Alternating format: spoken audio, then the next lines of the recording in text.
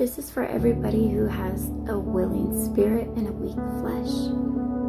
Because there are so many things in our walk with Christ that we try to crucify and get better and go deeper. We're always trying to improve and go deeper and be made more purified, more holy, more sanctified.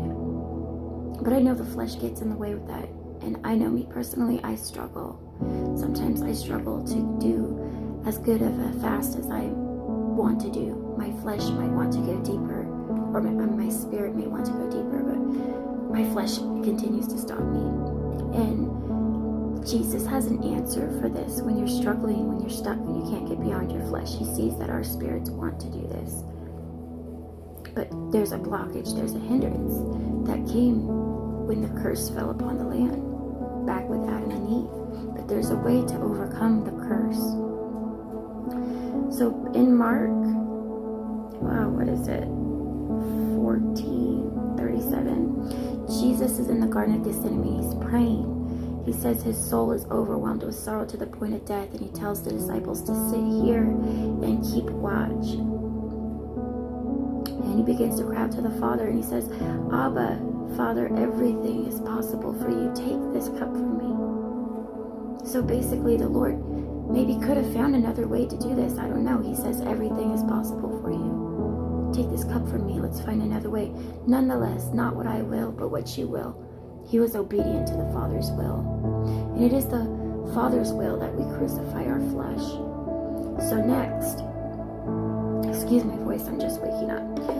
He returned to his disciples, and he found them sleeping, and he said, you're asleep? Couldn't you keep watch for 1 hour?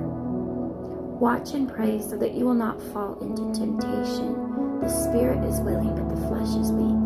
So here he gives you the key to overcome the flesh and to come in alignment with your spirit. It's to pray. He said you couldn't even pray for 1 hour.